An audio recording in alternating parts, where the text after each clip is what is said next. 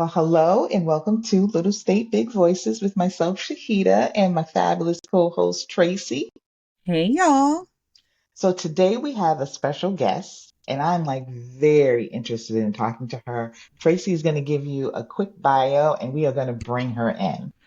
Yes, ma'am. So, thank you guys for joining us once again. Today, we welcome Cindy McField-Asamoah, a passionate mother, advocate, and founder of the Boys Room, which is an affinity group, a program dedicated to empowering adolescent boys in predominantly white institutions. So, Cindy, having witnessed the lack of representation for her sons and other Black and Brown boys in these spaces, was inspired to create the platform where young men can feel safe and discuss issues, topics, and emotions that are critical to their growth and their development.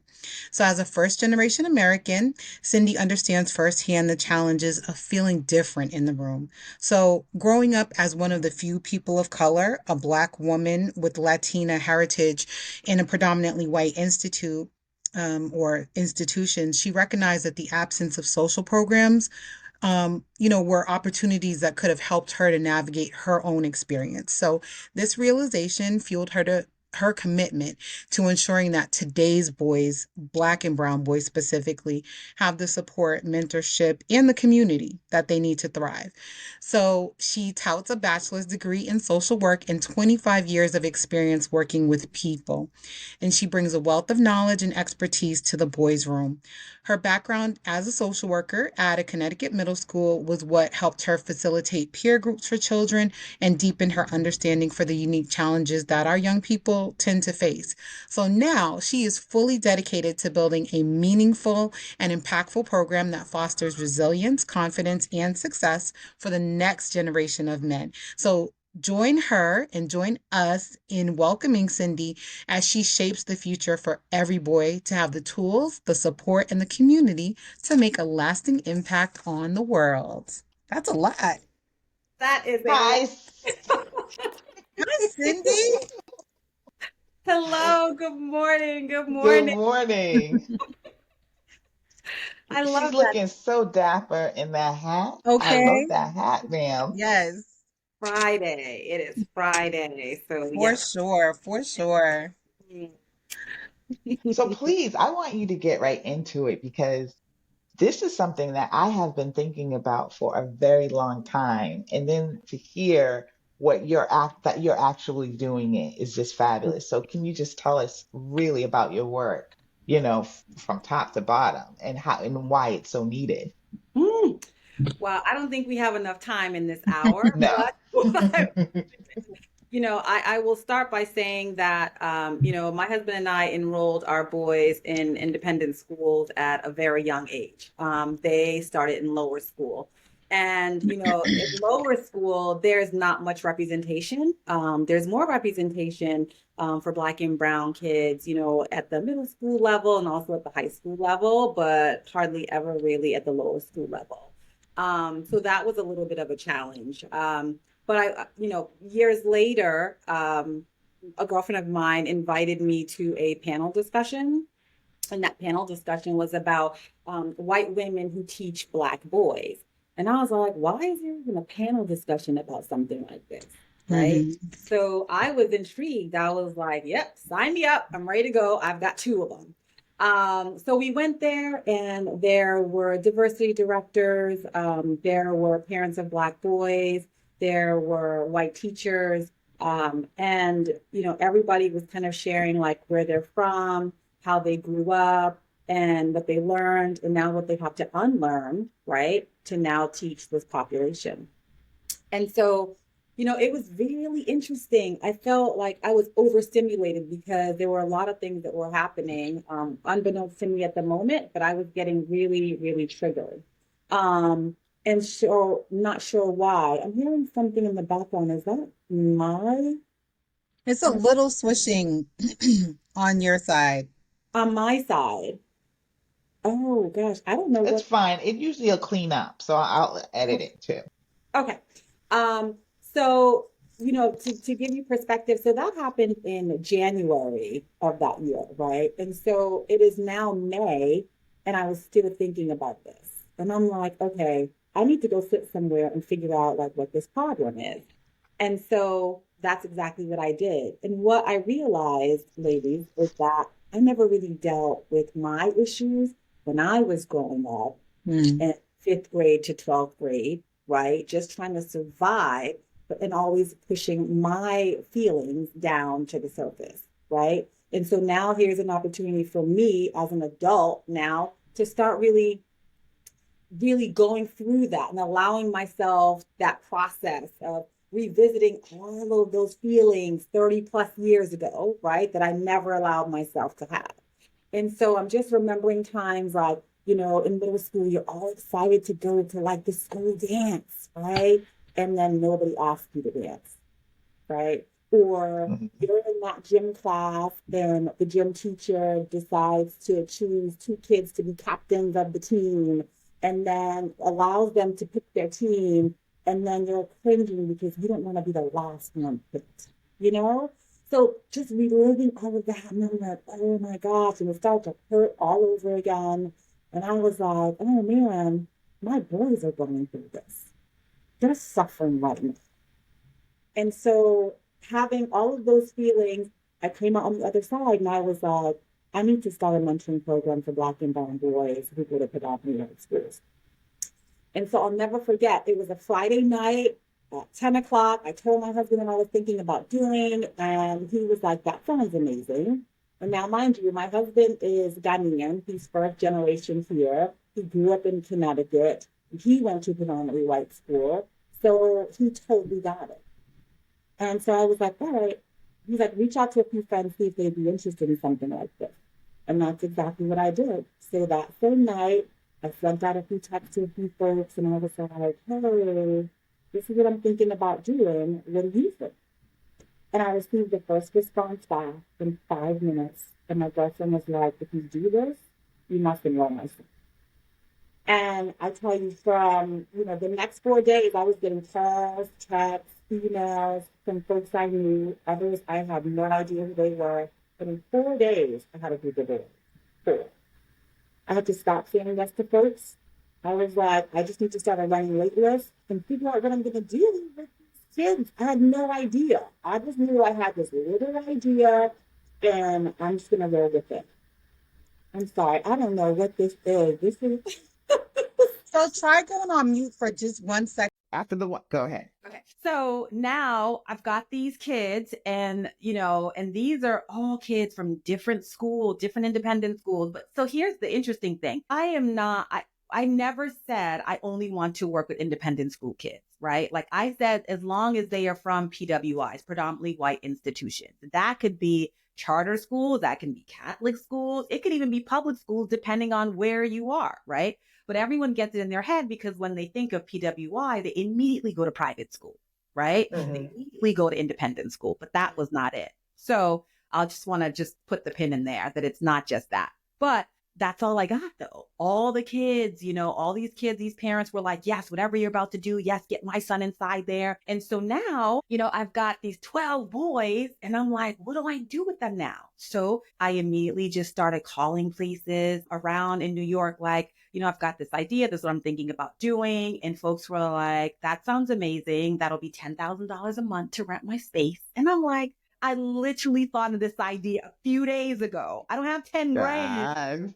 right now so that I could just rent out the space and figure out what I'm doing. So I was like, okay, this is going to be more challenging than I thought. So I'm calling around places. And I finally called the main branch of the library. And I was like, this is what I'm thinking about doing. Can I rent your space? And they totally got behind it. And they were like, you can come as often as you like. You can rent the largest conference room. You can stay as long as you want, and we won't charge you a cent. And I was Shout like, out to public school libraries. yes, yes. And I'm like, this is godsend. I'm so excited now. So now I finally have a location. I can meet these boys. And I tell people I only did two things. One, I provided a safe space. And two, I just gave them a platform. That's all they needed. And these boys were showing up every single week on time, staying longer, and they were basically running the group. They were not in it. It's like they had so much to say. They wanted to just download all the things that they were going through. Now, mind you, Can not you every give us some examples of some of the things that they were saying? Because I think that as parents, we need to be able to pick up on some like small cues that we might be getting from our children, especially when they're going through kind of like that micro racism that they might hit in school. Well, some kids were like, they were not included to play with other folks because kids were telling them, you don't look like us. You don't look like us. Right. So that's one thing just off the bat that I can think of. Now, mind you, this is going back 6 years, right? Like there's a lot that has happened with this program since then, but I remember that stood out. Right. And they were young then, like they were like, I want to say maybe in like nursery. So now I'm doing this program, right? They're like in second grade. That's still resonating with them. That's still resonating, right? That's still hurting. So anyway, so we did this 4-week pilot program. Now, mind you, I told you like this is now May. I was still thinking about this. I did a quick 4-week pilot program. And so now we're approaching June. You know, most of the independent schools are letting out early. And so we're wrapping. And so one kid says to me, well, Miss Cindy, what are we going to do for the summer? And I'm like, I never thought that far. I was like, I didn't know what was going to happen with this. Right. So I'm like, well, I don't know. Typically, you know, kids go away with their parents for the summer or, you know, they go to sleepaway camp. And they were like, not every kid. And I was like, you're right. Yeah. Like, okay. I said, so why don't you do this? I said, when September rolls around, ask mom and dad to reach out to me. And if I'm doing this, then I'll enroll you again. And so when September rolled around for me, I said, I'm going to give myself one good academic year to see if this idea has legs. And the following year, I created my LL. Since then, we expanded to Connecticut. Then we expanded to Massachusetts. Then we expanded to North Carolina. Then I was invited to the National Association of Independent Schools People of Color Conference to speak, doing workshops. Then I was invited to the Admissions of Independent Schools Something Professionals. I was in Salt Lake. Then I was doing workshops there. So then the word just started getting out. Now, mind you, I was doing this all by myself. I was literally driving to Connecticut, running. The thing I want to point out too is, so I do know you. So I do know I know parts of it, but I actually don't know. I'm learning things as we're talking right now. But I think what's important for people to understand is you were born and raised in Boston, Dorchester, Four Corners. Okay. So you're one of us. You have left Boston and gone on to expand this throughout the nations, but also you do have a degree in social work, but your background, what you were known for was real estate, which is a complete 180 from this. I mean, and you were well established in real estate. That was kind of your niche, and you were doing well in that space. So this is a passion project that you not only took from, you know, a level of, like you said, it was a trigger for you because we both went to Metco. So we had this experience from first grade on? Because when did you actually start at Dover? Started in 5th grade. Okay. So you had some experience at Boston Public Schools. So you actually had that comparison. I did. As well. So you could see what it was like to be in a predominantly Black school and then move over to predominantly white. So that's a culture shock. Yeah. Right. And so that's why for me, it's really important. Like my program instructors have the experience of being in a predominantly white school. You can't just try and come in front of my young gents and then just act as if you know what it's like. No, you have to physically experience it because it is very, very different, you know? So all the folks that I hire, they have to have that experience. So yes, and I totally get it because I experienced being in a predominantly Black and then having, like you said, the culture shock and then going on to a predominantly white school. I was one of 2 Black girls in my graduating class, one of 2, right? And so I always say that our experiences were very different. I obviously lived in Boston. My parents are Honduran, right? The young lady who lived out there, she lived out there. She was biracial. She was adopted by a white family. Our experiences are completely different. Completely. Right. So yeah, that was my experience. And then, once I graduated though, ladies, let me tell you, like I went off to college, I went to like a different state. I was leaving all of that Massachusetts-ish back there, right? I was leaving Uh-huh. back there. I was on to new horizons. I'm like, I'm moving, I'm leaving, starting new things. And don't get me wrong, like I had an amazing, amazing experience academically. I did, right? But socially, I did not.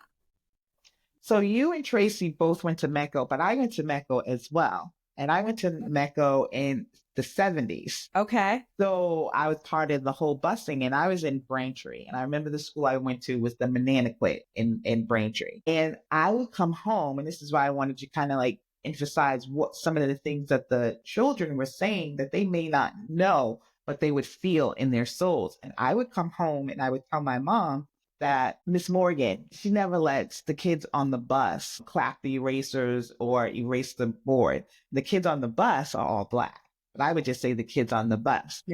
And one day I had a nosebleed and I went to the playground monitor and I'm covered in blood from my nosebleed. I used to have a lot of nosebleeds when I was little. And I'm saying this, and she looking straight ahead, and she never addressed me. So I just went and sat down with my nosebleeds. Now, this is the 70s and the seas, and those women were wretched to these little Black kids. So that was the first and second grade for me. And then my mom took me out of school and put me in a Catholic school in the city. St. John, St. Francis, St. Joseph's were the predominantly Black Catholic schools with an Afrocentric curriculum. And from there, I went my entire school years with Black teachers up until like, cathedral. So it's the same thing, but it's one of the things I always worried about with my own children. And I made sure that they were in at least 50-50, at least 50-50 children, Black and white, and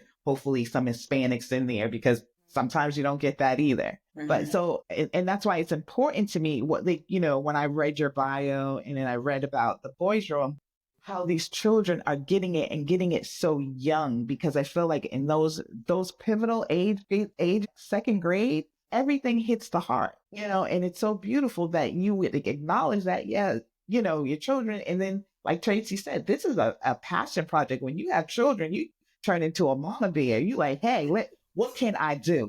Yeah. Yeah. That's exactly it. It was hard for me because, as Tracy mentioned, like I was doing real estate. I mean, I was doing real estate 7 days a week, all day, every day. My clients can always catch me. I was always available. I would be at dinner with my husband and my phone is open. You know what I mean? I mean, that's really bad. But I wouldn't have been successful if I wasn't that hungry, right? And my clients knew that. So, it was hard because here I am trying to start this thing, but real estate kept calling me back.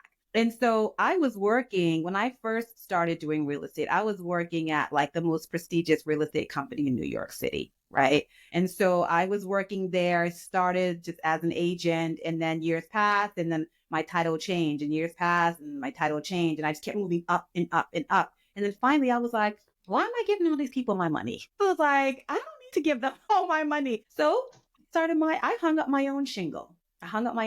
I was scared though. Like, I'm trying to be an entrepreneur. Like, I don't know. I just have my second son. I was like, I don't know if I should do this. And my husband, he was my number one cheerleader. He was like, you can do this. He's like, you're giving them people all your money and you're making a lot of it. Like, you don't need to be giving them all your money. So for me, I was like, okay, so I want to go and do my own thing, but I'm a very ethical person. I told all of my clients I'm leaving, and I met them at that company, and they do not have to follow me. I don't want them to, because I don't want a problem, right, with that company. They were great to me. I don't ever want to take away. So I shared that with all my clients. But guess what? All my clients came with me.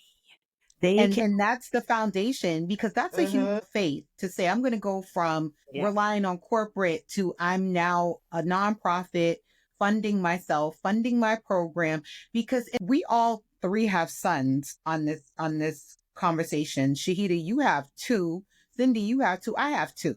So we understand it's like, and we know that those two sons of ours are completely different from each other, but they still need to be poured into. They still need, still are going to have these experiences. And like you said, if they go from, because my kids are similar too, they've been to predominantly white and predominantly Black. And I think that as parents, we send them in there knowing who they are. And it's constant reassurance to them that no matter what somebody else says about you, just remember what I told you. You know what I mean? So it's one thing to have this idea. It's another thing to actually have the sign behind you and start this organization that is now, is spreading and growing in such a wonderful way. So Yeah, thank you. But it wasn't easy, let me tell you. It was not. I was the only one, still am, right? I'm the one who is doing all of the work. I would be trying to cultivate these relationships with these schools and just try and establish partnerships. And they were like, that's cute. When you get bigger, you can come, you know? And so now I'm like, oh, really? Yeah. So now you see me out there doing workshops and speaking here and there. Now you want to come knock on my door? mm-hmm. You didn't even give me an opportunity before, right? I was small. Here I am, woman, African American, Latina. You didn't even want to give me a shot, right? And so now you see that. Let me give you guys an example. Yesterday, I was on a call. My assistant scheduled this call with this head of school, and I never even knew him. He came on, he was like, I met you twice. Embarrassed, but that's just to say how much I'm out there. I am out there. I want to meet everybody. I remember everybody, right? But I am just out there. And he was like, twice. I met you.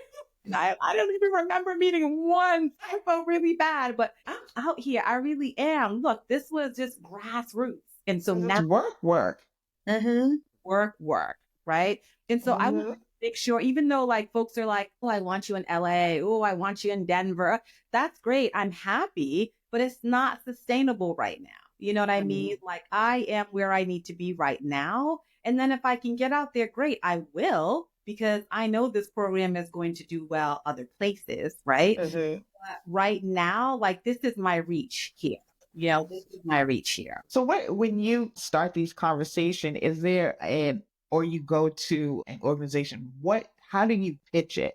Because what are the foundations that you're trying to give these boys? Well, I have to do my due diligence first, right? So I have to find out the percentages in the schools, right? And so then I come in with that ammunition, knowing all of the information about their school and telling them, here are the reasons why you need a program like this. Right. And then I also share my story with them because that pulls at the heartstring. I've experienced all of this. I know what they're going through, And so finally, when let's say, we cultivated the relationship, we're now in a partnership. And so what we do with the kids is there are 3 offerings, right? We have the school based, we have the community based, and we also have the online book club.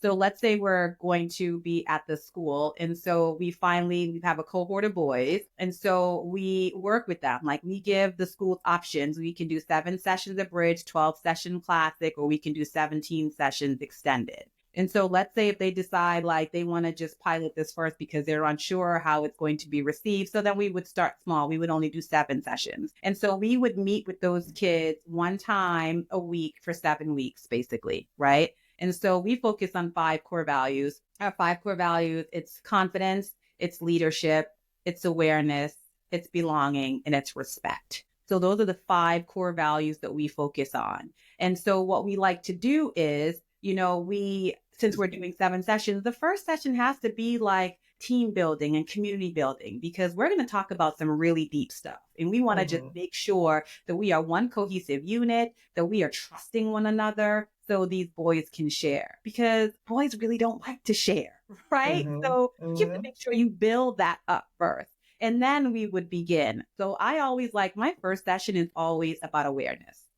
You got to be real clear on who you are and then the surroundings that you are in right now, right? And so we always talk about awareness first. And then what I like to do, I like to create agency. So I'm like, okay, so now what do you guys want to talk about? And so they're like, oh, well, an adult is allowing me to choose something. You know what I mean? And so they love it.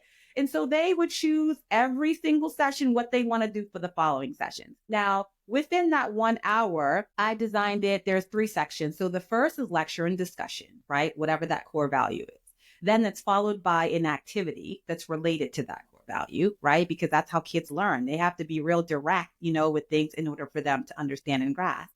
And then finally, I have a reflection piece. And this is my favorite piece because this is an opportunity for the kids now to put pen to paper, right? They have to process what they just learned from their program instructor. So they need to take a moment and reflect on what they just learned. Right. So now they're writing down, their takeaways or what they just learned.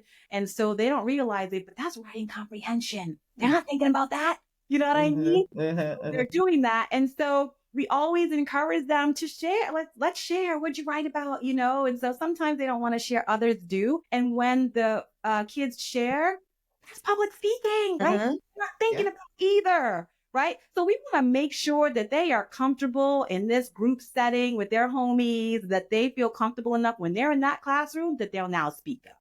Right. So that's how our hour is set up. I think you asked me another question, or did I answer it? You did, because I was basically, what the foundation was for the kids, and you laid that out, perfectly. And Cindy, what are some of the services, like specifically, what are some of the other services that you offer to participants in your groups? There's quite a bit. So we definitely do the in-person. Oh, I forgot to also mention the book club, right? So we have the in-person sessions, whether it's like directly partnered with the school or we're doing like a community cohort. That's when like schools aren't able to make up the numbers for a cohort. So we would partner with several different schools so that we will have them, they can come together, and it might be a community center on the weekends or, something like that. So that's our community cohort. And then we also have an online book club. Right. So I needed to balance in person with something online. And so I just created this book club just 3 years ago. And parents are like, okay, you're not going to get my kid to read anything outside of what he has to read for English. And I was like, okay, challenge. How about we are reading for the past 3 years, every Sunday from October to May. Every weekend, we got these boys online from all the 4 states now reading about their own experiences being in a PWI every Sunday. So cool. Wow. What are some of the books? 20 boys every single week. What are some of the titles that you guys read? So we have read, I'm forgetting the author's name now, but it's a 3-part series. It's New Kid. I don't know if you guys have heard of New Kid. I think I've heard of New Kid. And then there's School Trip. That's another one. And I'm forgetting what the third one is. But it's about this little Black boy from Brooklyn. And he wanted to go to a school for design or art or something like that, right? And his parents enrolled him in a PWI, unbeknownst to him. So he's thinking like he's going to this amazing art school. And he shows up and he sees all these white people. Culture shock. And so, it's also the graphic novel. All the kids are into the graphic novel, right? So it was so cool to have, they read the book in like minutes. You know what I mean? Like it was so cool. It was so nice because every week we're coming back. We only assign a few chapters, and then every Sunday we're coming back and we're talking about it. But what I really love how I designed this is that the reason why I think they come back every week is because on Sundays, we've got music playing. We play for a few moments, waiting for the late folks to come in because, them kids gonna be late, right? We got music playing, and then we start playing a game of maybe like Cahoots or Would You Rather, and that's locking them in, right? And like after the half an hour is over. So that's when we would have breakout rooms, right? So we have the junior cohort, which is the 3rd, 4th, and 5th graders. And then we have the senior cohort, which is the 6th, 7th, and 8th graders. And they're reading different books, right? They're at 2 different reading levels. So they would be in their own breakout rooms. And then like 5 or 10 minutes before the hour is over, both of the cohorts come back and they're sharing with each other what they're reading. It is so amazing. The kids love it. I tell you, they come back week after week. So that's amazing. I do love that. Oh, and it's almost like a group therapy, I think, for them without them knowing. Yeah. And so that's great that the parents encourage that. Yeah. One question: the environment has changed. And one of the things that I was very upset about a couple of years ago, my grandson came home and he asked me specifically, why is Trump bad? He asked me because a kid in his class was telling him, he was at a predominantly white school in West Warwick, and he was constantly coming to me with like these little microaggressions from these kids who I feel kind of knew exactly what they were doing, trying to intimidate some of the Black kids with their, MAGA stuff. Yeah. Are any of the boys that you're working with now or in the past, have they been experiencing that and seeing it grow? Because I know we constantly focus on their parents, but these children are coming and they are really antagonizing our children. How does a parent deal with that? Some advice on that. Great question. I can tell you maybe about, I want to say maybe about a month ago, a kid came into the school with their MAGA hat on, and they made a comment, and sadly they got punched in the face by one of the kids. And that was clearly not a good thing, right? But I think, they've been kind of hearing little things here and there, and I think all of that pent up aggression, and they were just like, I'm done. Was that the right way to go about it? No, it wasn't. Was that their honest and true reaction? Yeah, it was. Because one thing that you said, it's all these things building up. So it wasn't just the hat. There was a lot of stuff behind it. Go ahead. I'm sorry. And so, right. Don't blame our babies. No, sir. I'm going ahead. I mean, but I will say though, I'm really happy that we have a program like this in place, right? Because they us. You know what I mean? Like, this is a program that you cannot do once a month, right? Like, this be consistent, and that's why we have it. It's week after week, and that's why we offer it from October to May, because it would be worse, right? And so we deal with it. So, I mean, sometimes honestly, like, they don't even want to hear what you have to say. They just want to just tell you, like, just be easy with them. Like, these are boys now, right? Like, need to try and solve, right? They just want to just download and say what it is, and then they're good. Maybe others might want to hear a suggestion or two, but some of them, like, I don't even want to hear what you have to say. I just need to get this out. And that's fair. This is your program. This is your group. If that's what you want to do, I'm good with that. Sometimes they come in and they don't want to say anything at all, but they just want to be present. That's fine too. You can be present. It's okay. We'll acknowledge you. You don't have to say anything, but we know that you're here. I do want to say a couple things though. You had mentioned, like, what are some of the things that we offer? So what we like to do when we're wrapping one of the sessions, we like to have a university tour. So I actually flew down to North Carolina 2 weeks ago when they ended. And so again, we're working at predominantly white schools. So I decided to take them to an HBCU. These kids were like they couldn't believe it. Like, just to see them, and like lots of them all around campus. And so I had my instructors, one of my instructors, I don't even know if you guys even heard of this HBCU. It's the smallest one, Johnson C. Smith in North Carolina. I have it. It's the smallest HBCU. So I took the guys to that school there.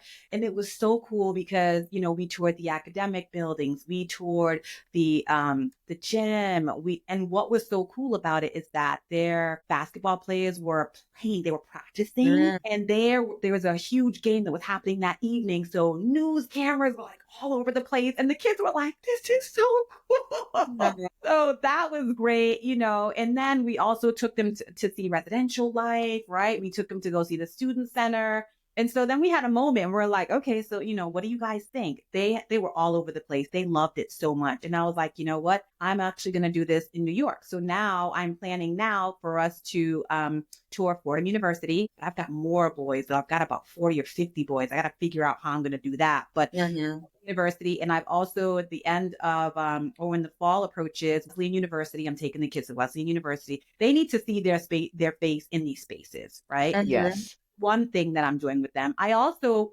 do financial literacy workshop. I have a friend who started his own business, Harlem Math Institute. Shout out to Malik King. Graduated high honors at MIT. And so he is a brother who is doing it. And so this is the first opportunity that we're actually including the parents, right? So he used to do that. He would do it in person for the past couple of years. This year, I want him to do it on Zoom so that we can include the parents as well as the kids. So that's what we're planning. We also have, we do the service collective. That's volunteer work that the kids would do. I mean, there's plenty of things that I do. I'm thinking about doing summer camp this summer. So We asked for it, so hopefully you'll be able to That get would be a great idea. yeah. So those are some of the things. But for me, I really want to do more speaking engagements, right? I want to get the word out more. You know, I want to expand my presence in Massachusetts a bit more. You know what I mean? Like in New York, I'm in every borough now, right? So I'm really excited about that. But I want to expand in the places that I'm already at. So yeah, so that's what I would like to do. And then I need to build my team more too because I'm yeah, talk about your recruiting efforts, because I know we kind of brushed on that a little bit when you came up for the Boston Wild Black family reunion. Yeah. You were like really intrigued and you got to connect with Sheena Collier, which is great. Shout out to Boston Wild Black. And so part of that is recruiting of not necessarily just young people, but people who are interested in becoming a part of your team to help enhance and again, broaden your reach.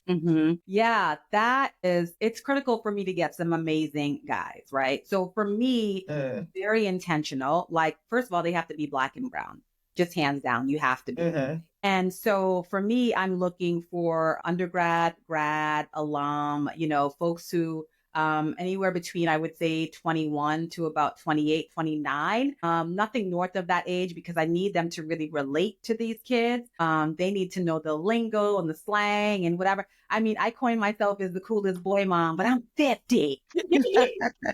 So cool.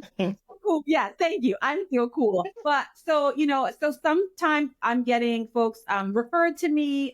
Other times I'm not. So I haven't, you know, I'm on different platforms. I'm looking on LinkedIn, you know, looking for really amazing guys. And so, you know, and I get resumes. I do, because folks are like, oh my gosh, this sounds really cool. I want to be a part of it. But there is a screening process, right? Like I tell people, I am small, but I am mighty. Okay. So when they come in, we have to do a discovery call first, right? Like I have to see if I like you, you know, because if I don't like you, I can't put you in front of my young gents. I just won't, you know? And then after the discovery call, then there's an interview. If you can pass the discovery call, there's an interview, formal interview. And then after that, if you pass the interview, now you have to have an interview with the advisory team, you know? And then after that, if you pass that interview, then the final interview would be with me and the advisory team. And if you pass that, then you're getting the job. But it's not just one and done, not here. The best when you're dealing with children, it should not be. Right. Yeah, exactly. And I will say too that we do a very extensive background check. Let's be clear on that. We do. I have an amazing company that I work with.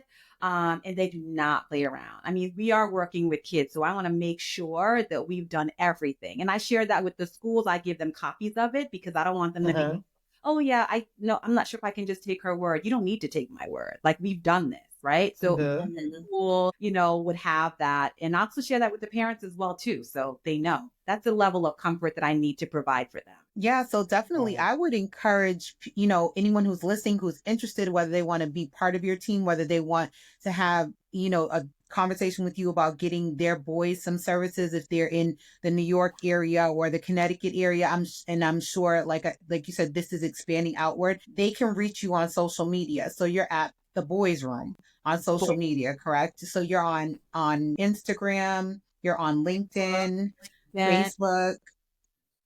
She's on all the things.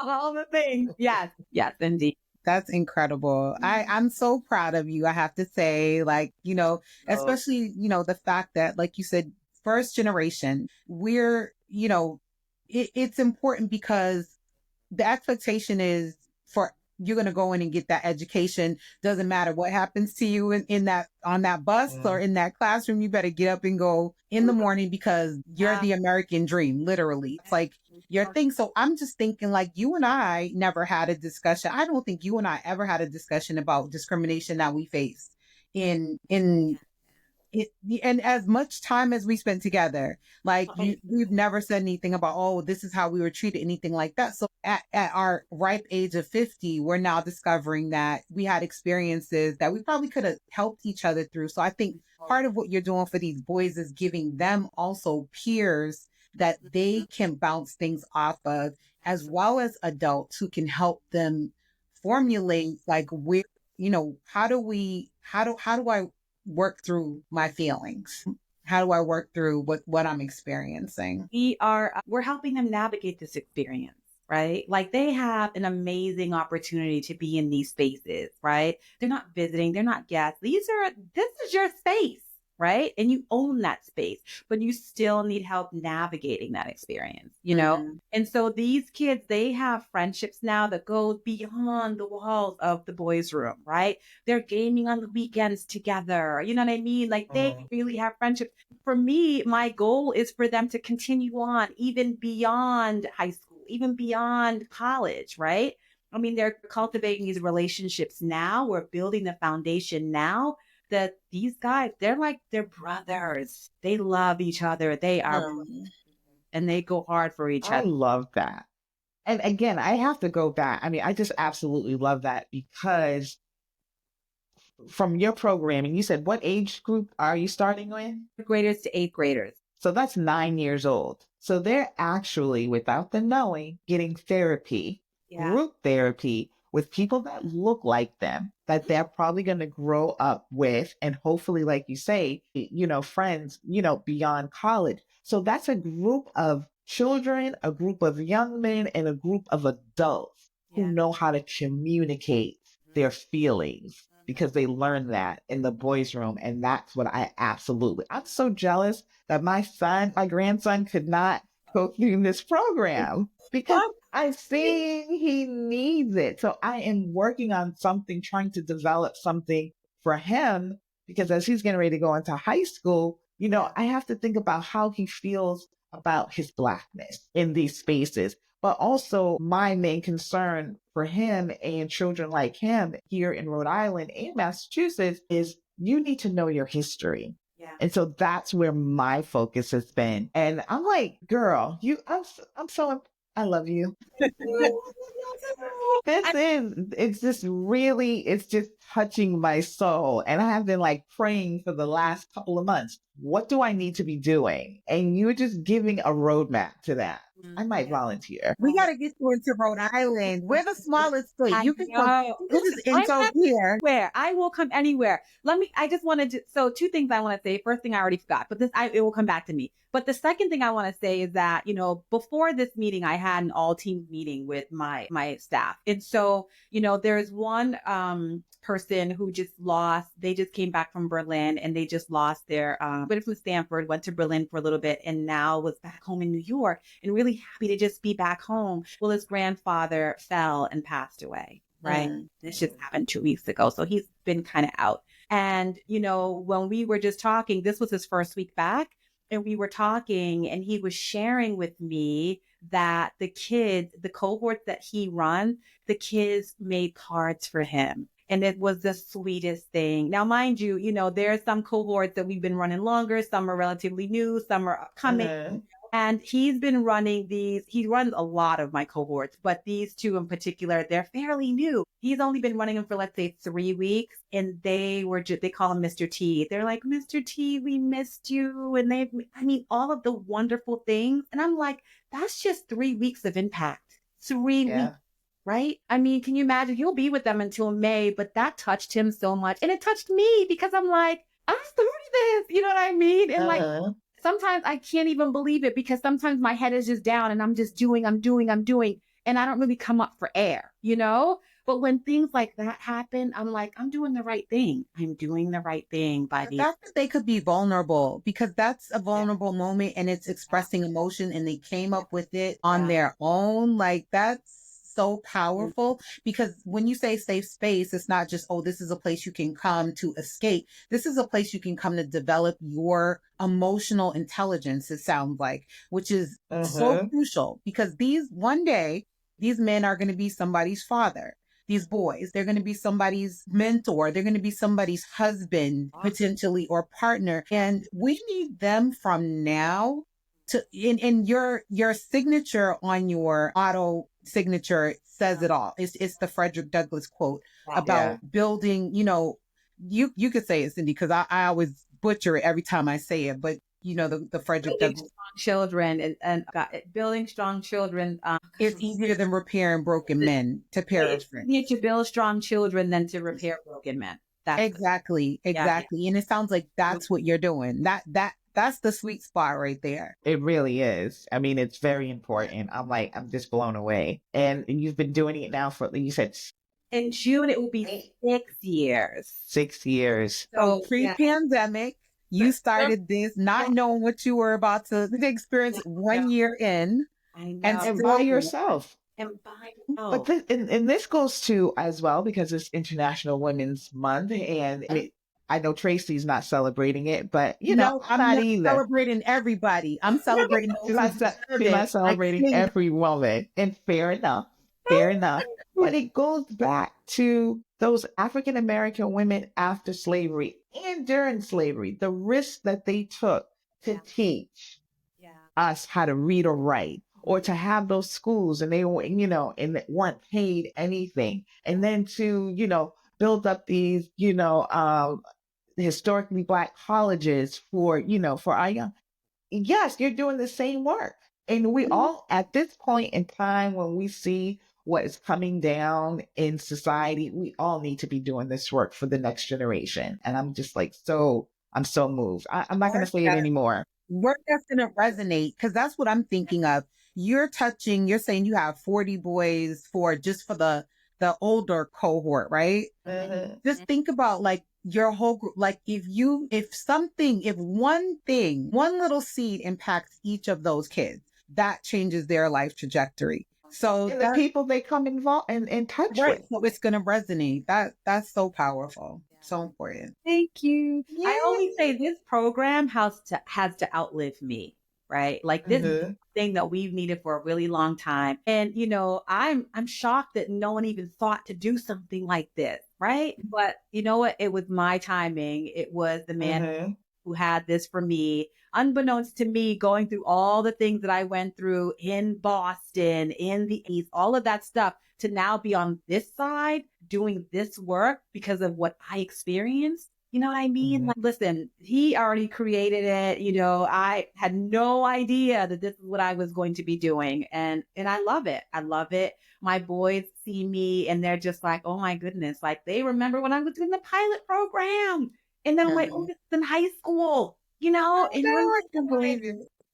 Man. And I think people have done it informally, but it's good to have it, a place where somebody can actually look and find, because I have my friend who I've known since the 3rd grade, and we grew up in the same, predominantly in this Catholic school that was for African Americans. Yeah. She ended up going to a MECO program, Lincoln Sudbury, and her mom had the other moms get together with the kids, and they had their meetups to discuss like what they needed to do as far as like, making sure that their children got what they needed. They might not have used the same wording that we use today, but a lot of those mothers were doing exactly the same thing. That's what makes it so beautiful, that you saw that and you said, you know what, let me take it one step further. Yeah, no, it's deep. And like you said, Shahida, this could start, as early as 1st grade. And when you're getting that feeling, or younger, when you're getting that feeling from a grown-up that you don't have value, you have to get much louder voices from somewhere else saying, yes, you are valuable. Yes, you are important. You are a beautiful Black or brown child.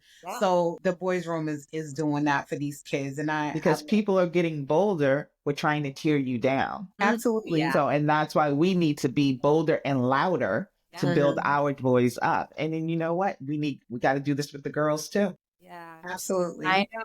I listen, if I had a quarter for every time I'm asked that question, like I know. And I'm like, listen, I get it. I'm female. I know. But I think part of it too is that because we're female, we understand like it's challenging to be a Black or brown female, but it is also challenging to be a Black or brown male who does not feel they have a voice. So that's, that's part of it, is that, girls need services, boys need services. I don't expect you to just start saying, oh, I'm going to include girls all of a sudden.